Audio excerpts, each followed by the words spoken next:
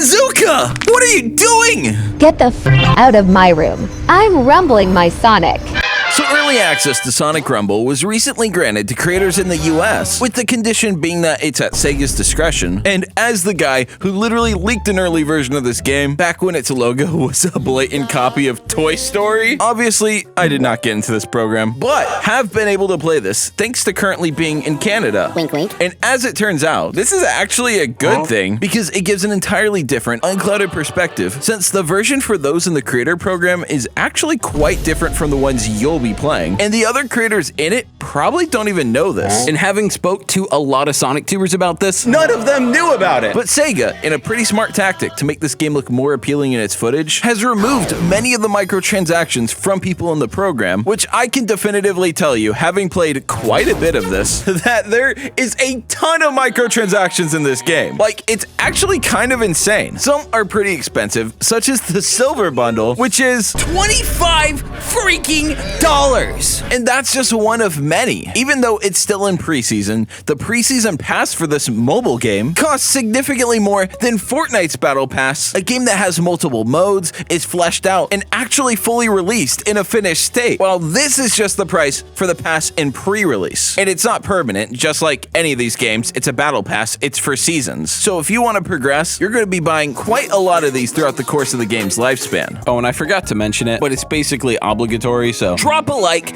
drop a sub, or else I will find you. And when I do, you don't want to know what's going to happen. So back into it. The Premium Pass for pre-Season 3, that's what they're calling it before the game officially launches, is $13. But that doesn't include the Sega Stars Pass, which will be another $12. So we're currently looking at $25 for both passes. But it doesn't end there, because the higher rarity of a skin you have, it will actually announce in-game to everyone, so it's not like Fortnite where you just appear. There's actually incentive to get the higher rarity skins, and so far, both Pirate Silver and Jet the Hawk Tua, currently the only epic skins in the shop right now, are both $25. Nonetheless, them penny pinching, charging for things like stickers, which even a game that's a total cash grab like Fortnite still gives you quite a lot of small things like these for free in the Battle Pass, even if you don't buy it. But here, everything is an additional purchase. And I've been playing for a while now, I have like an insane amount of rings, but yet in-game, I found it nearly impossible to get red rings, which is what most of the things in the shop are paid for with. That is, unless you're a creator, where they give you red rings and give you both battle passes for free, as well as additional extra skins to soothe it out and kind of make the audience feel like, oh, you can get a lot for free. Oh, and I didn't even mention, the game has ads in it too. So this is one of the most aggressive forms of monetization I've ever seen a mobile game have. And I don't even entirely blame Sega for this, because while they are the parent company, from all accounts, it straight up seems like this is Rovio's fault. So if you want to get the 2 passes and also copy yourself an epic skin, that'll cost you $50. I get 4 battle passes with Fortnite Crew for $11. And that also includes the Rocket League pass, just as a bonus for paying $11. You're telling me I have to spend a minimum of $25 for 2 passes on a mobile game? And on top of all the other forms of monetization, there's also a subscription model that doesn't give you the passes, but gives you 3 extra claw machines, red rings, normal rings, and helps you level up faster. And to be fair, this one's only $3.99, but on top of all the other forms of microtransactions, it really does feel like a lot. They have Fragments, which it takes about 300 for most skins to get. I'm not sure if it's universal. For all the ones I've seen, it's 300. And you can purchase more with rings, but only once every 12 hours. Even if you have the rings for it, you just can't do it. Another thing is you have to hit claim all for everything in every little sub menu, which I guess is supposed to give you some sort of like dopamine for clicking and receiving all the rewards, but I wish there was a way to auto claim when you level up, because it's kind of tedious having to go into every little sub menu and hit claim all, claim all, claim all. Why wouldn't I want to claim it? In the shop it says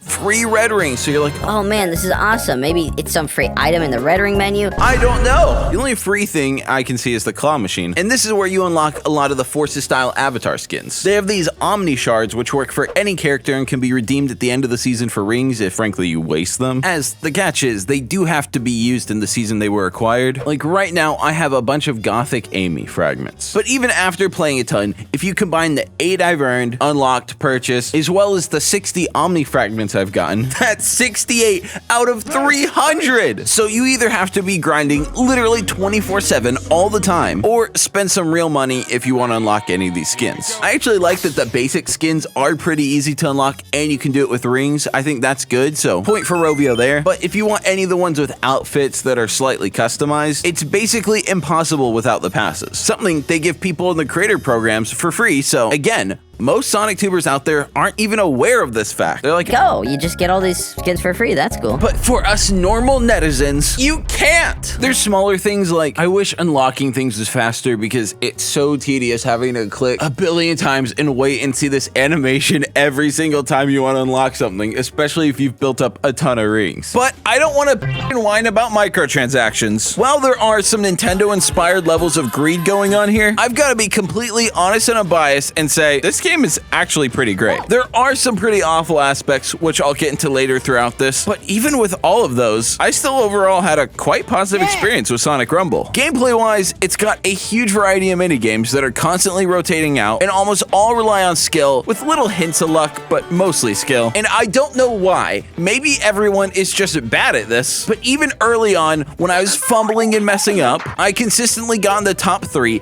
every single game I played, and I never didn't qualify for a round. I don't know if there's bots in it or something. Maybe some people are just really dumb. I don't know. So I'm not trying to brag. I was doing awful sometimes. Like, I was no good. And I would still get, worst case scenario, 3rd place overall. Although I will say, now after having played a lot of it, I did get one game where I didn't qualify. And I fumbled so bad in my mind, it was real tempting to just end it all right there. An action that probably makes Sonic Twitter quite happy. You can play a whole game in a relatively quick time. I'd say about 10 minutes or less, and I was genuinely surprised on how many different game modes there are. Not just the randomly selected minigames themselves, but there was always new modes unlocking that you can play, some better than others. Like, I played one where everyone's much faster, and that sounds great, right? Like, it's already faster than Fall Guys since it's Sonic, but now it's double fast, and it was actually awful. It was way too fast. Everyone's falling. For some reason, the speed and the jumps just don't quite align, so it was kind of a mess. And I'm not saying that to on it, because again, the other modes were actually quite fun. There's even single player challenges, which you do have to pay to unlock, but you pay with rings, which you can earn in-game for free, so I wouldn't really consider that aspect to be penny pinching by Rovio, who, yes, is the one managing this, while Rovio is technically owned by Sega now, so technically this is a Sega game. It's really a Rovio game, which as we go through this will become a lot more apparent. But here's something that's surprisingly frustrating. They have a friend system, which for some reason only goes up to 25, and you can either add friends by usernames, which consistently every time I tried, it didn't work for me, or the alternative, a code you can enter to add someone, which, sweet. So what, like a 4-digit code, maybe 8 digits,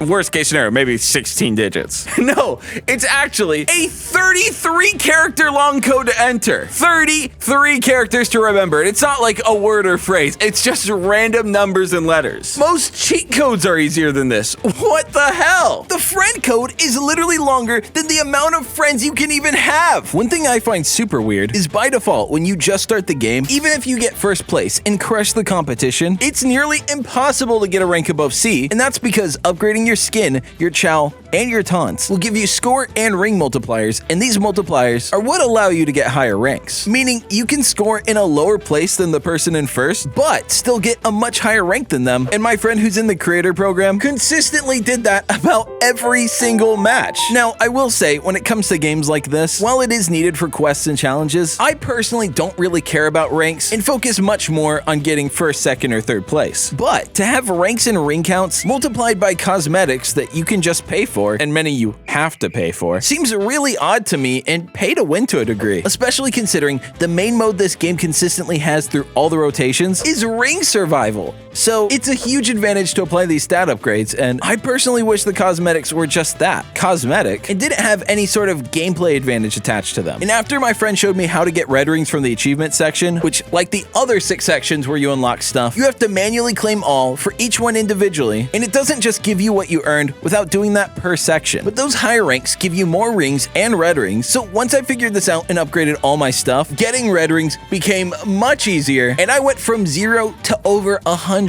So really significant stuff. Also, I did a survey that said it would give me 30 red rings, and upon completion, I got nothing! The only thing I got was scammed by Sega. F you, Sega. See, no one else is going to say it. This type of shit is why I didn't get a creator invite. Oh, and potentially because I leaked this exact game.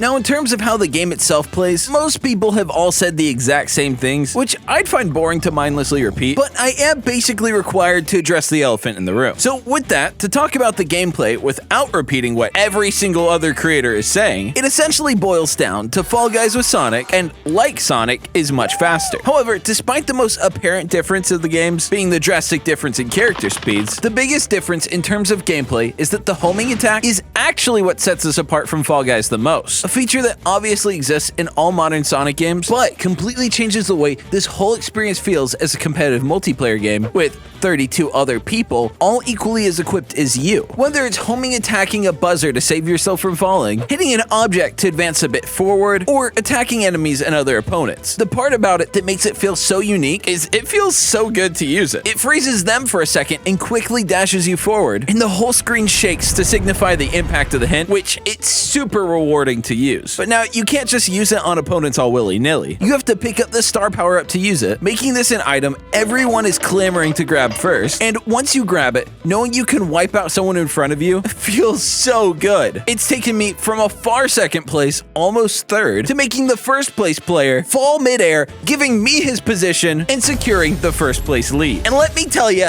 there's not many better feelings than that. There's 2.5D side-scroller minigames, as well as the normal 3D ones you'd expect, and ones controlled from the top down, with a massive variety of randomly selected games to play that, even with as much as I've played, I'll still occasionally see a new one for the first time. And with all the rotating mode selections like squads or hyper battle, many have exclusive games that are only in that mode, really keeping the whole experience fresh. And surprisingly enough, they actually didn't knock off many of the Fall Guys games, but while basic ones like the obstacle course appear here, others like that Falling Hex game don't show up at all, at least for now. However, I would be willing to bet that this particular minigame will appear in some way over the next couple years of this game's lifespan, which brings me to the topic of this game's lifespan and whether it will have a long one or not. And the reality is, I think this game is far better and more polished than a game like Force's Speed Battle, so even with the newfound levels of penny pinching being far greater than their other mobile titles, I still think this game will be a massive success despite that, as even I really like this game as a whole. The only thing that I could see crushing it is if by the time of its official international release, they fill it with far more ads and they go from pretty much almost always being optional like they are now to being mandatory viewing experiences, something that many other mobile games do and other Rovio ones as well. So I wouldn't be too shocked if this is the case, just disappointed. However, in its current form, I quite like Sonic Rumble, and my biggest critiques overall are the ranks being multiplied by the rarity and level of your skin, something that doesn't feel super fair and I wish was the same across all skins, emotes, and Shao. And this might be a hot take, but I really do think cosmetics in games with multiplayer should be solely that.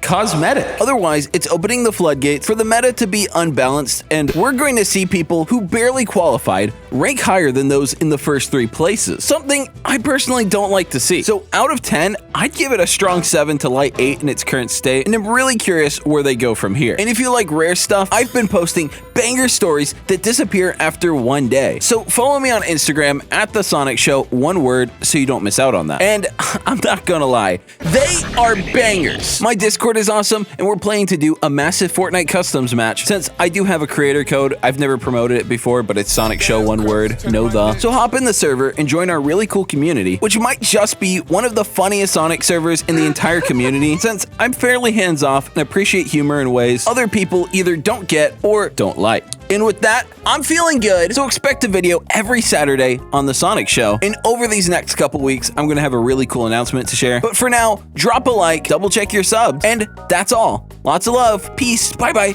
bye-bye.